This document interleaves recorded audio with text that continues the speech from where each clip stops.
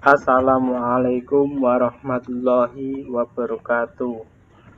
Perkenalkan, nama saya Nanang Aristiawan, NIM 2021 53073, Prodi Sistem Informasi Universitas Muria Kudus.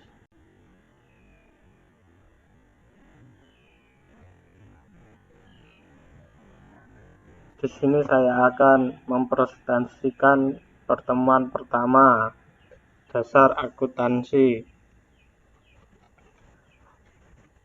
Di sini tujuan 1. Menguraikan karakteristik sebuah perusahaan. Yang kedua, menguraikan peran akuntansi dalam perusahaan. Yang ketiga, menguraikan pentingnya etika bisnis dan prinsip-prinsip dasar perilaku yang etis. Yang keempat, menguraikan profesi akuntansi. Yang kelima, mengikhtisarkan perkembangan prinsip-prinsip akuntansi dan mengaitkannya dengan praktik akuntansi. Yang keenam, membuat persamaan akuntansi dan menjelaskan setiap unsur dalam persamaan tersebut. Yang ketujuh, menjelaskan bagaimana transaksi bisnis dapat dinyatakan dalam perusahaan-perusahaan yang terjadi pada 3 unsur dasar persamaan akuntansi. Yang kedelapan, menguraikan laporan keuangan perusahaan perseorangan dan menjelaskan bagaimana laporan-laporan tersebut saling berhubungan. Yang kesembilan, menggunakan rasio kewajiban terhadap ekuitas pemilik untuk menganalisis kemampuan bertahan perusahaan dalam kondisi bisnis yang buruk.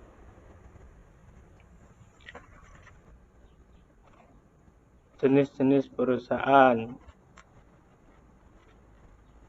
Di sini yang pertama, perusahaan manufaktur.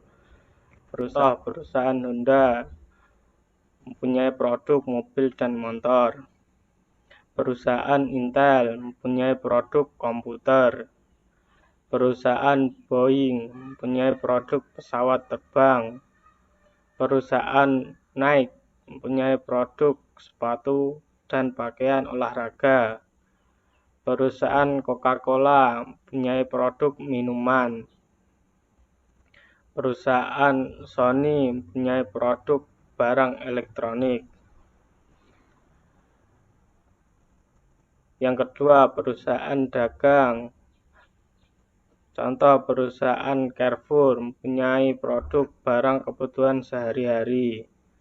Perusahaan Kids Station mempunyai produk mainan. Perusahaan Electronic City mempunyai produk barang-barang elektronik. Perusahaan Lens End mempunyai produk pakaian. Perusahaan Amazon.com mempunyai produk buku, CD, dan produk-produk lainnya melalui internet. Yang ketiga, perusahaan jasa. Contoh, perusahaan Disney mempunyai produk hiburan.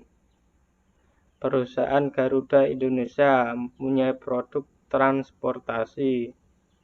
Perusahaan Marriott Hotels mempunyai produk hotel. Perusahaan Citibank mempunyai produk keuangan dan perbankan. Perusahaan Telkomsel mempunyai produk telekomunikasi. Jenis-jenis organisasi perusahaan. Yang pertama, perusahaan perseorangan. Yang kedua, persekutuan. Yang ketiga, korporasi atau perseroan terbatas atau yang sering disebut dengan PT.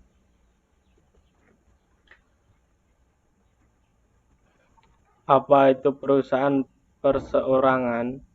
Perusahaan perseorangan adalah perusahaan yang dimiliki oleh perorangan. Di sini dicontohkan toko Ani. Keunggulan, kemudahan pengaturan, Karena ini milik pribadi, maka kita tidak harus melibatkan orang lain dalam pengaturannya. Terus yang kedua, biaya pengelolaan yang rendah. Kita bisa memulainya dari nol. Kelemahan. Yang pertama, sumber daya keuangan yang terbatas. Karena ini modalnya dari kita sendiri.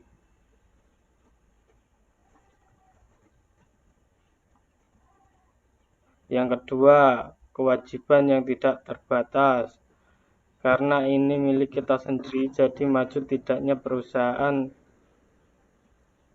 tergantung kita.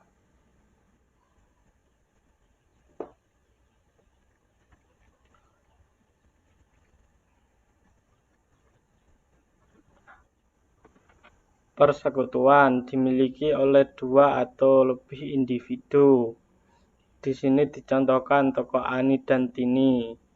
Keunggulannya, yang pertama, sumber daya keuangan yang lebih besar dibandingkan dengan perusahaan perseorangan.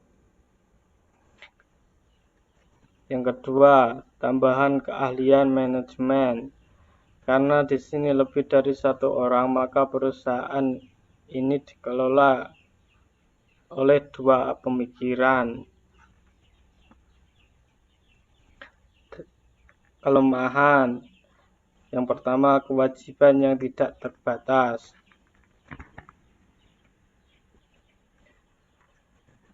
Korporasi dibentuk berdasarkan peraturan pemerintah sebagai badan hukum yang terpisah. Dicontohkan di sini PT Makmur. Keunggulannya, kemampuan untuk mendapatkan sumber daya dalam jumlah besar melalui penerbitan saham. Kelemahan, pengenaan pajak ganda.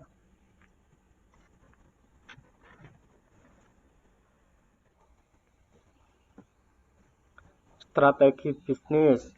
Strategi bisnis adalah serangkaian rencana dan tindakan terintegrasi yang didesain bagi perusahaan sebagai sarana untuk memperoleh keuntungan melebihi pesaingnya, sekaligus untuk memaksimalkan laba.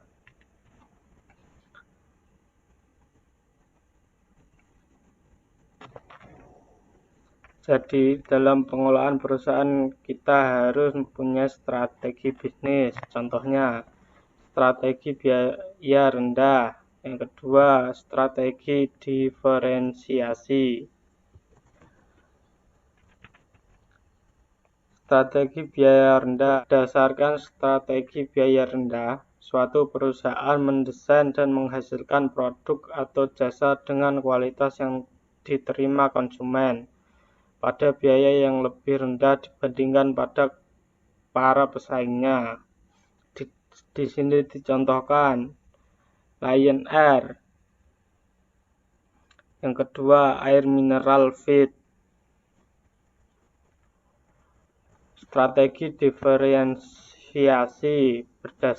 Berdasarkan strategi diferensiasi, sebuah perusahaan mendesain dan menghasilkan produk atau jasa yang memiliki kekhususan atau karakteristik yang unik sedemikian rupa sehingga konsumen bersedia membayar harga lebih tinggi dibandingkan harga yang umum.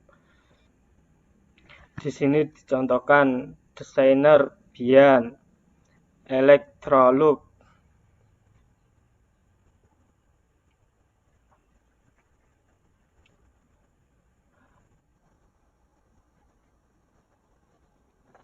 Rantai nilai sebuah perusahaan. Rantai nilai adalah cara yang dilakukan perusahaan untuk memberi nilai tambah bagi pelanggannya melalui pemrosesan input menjadi produk atau jasa. Dari input masuk ke proses bisnis dan masuk menjadi produk atau jasa, lalu masuk ke produk atau jasa yang ditawarkan konsumen atau pelanggan. Pihak-pihak yang berkepentingan. Pihak-pihak yang berkepentingan terhadap perusahaan adalah perorangan atau entitas yang mempunyai kepentingan dalam menentukan kinerja perusahaan.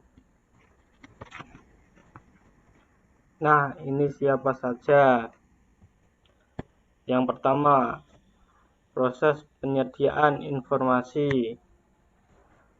Yang pertama, mengidentifikasi pihak-pihak yang berkepentingan. Pihak internal, seperti pemilik, manajer, karyawan, dan pihak eksternal, seperti pelanggan, kreditor, pemerintah.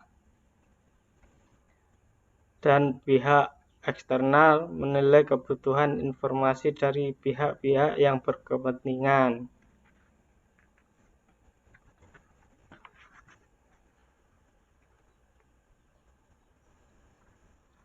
Yang ketiga, mendesain sistem informasi akuntansi untuk memenuhi kebutuhan pihak-pihak yang berkepentingan. Sistem informasi akuntansi di sini digunakan untuk mencatat data ekonomi berkaitan dengan aktivitas dan peristiwa bisnis.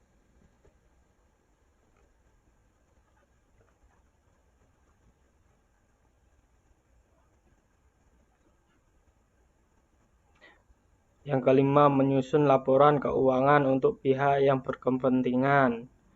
Laporan keuangan ini disusun melalui sistem informasi akuntansi. Pihak berkepentingan, pihak internal seperti pemilik, manajer, karyawan, dan pihak eksternal seperti pelanggan, kreditor, pemerintah.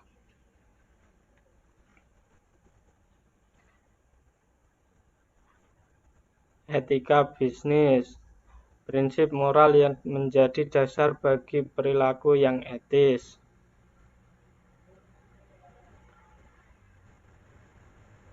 Yang pertama, hindari pelanggaran etika yang kecil.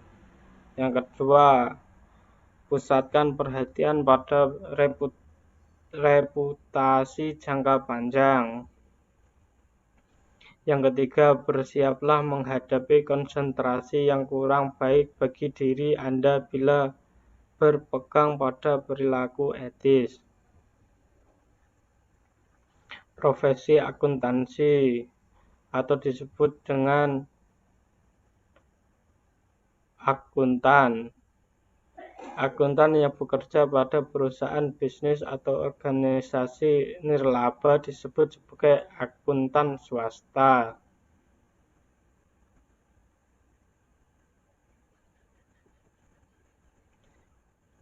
Sedangkan akuntan dan stafnya yang memberikan jasa akuntansi berdasarkan honor disebut sebagai akuntan publik. Yang pertama, konsep entitas usaha. Konsep ini mengharuskan agar aktivitas usaha dicatat secara terpisah dari aktivitas pihak-pihak yang berkepentingan. Yang kedua, konsep biaya. Konsep biaya adalah dasar untuk mencatat harga pertukaran atau biaya akuisisi dalam catatan akuntansi. Yang ketiga, konsep objektivitas. Konsep ini mengharuskan agar catatan dan laporan akuntansi didasarkan pada bukti yang objektif. Yang keempat, konsep unit pengukuran. Konsep ini mengharuskan data ekonomi dicatat dalam satuan mata uang.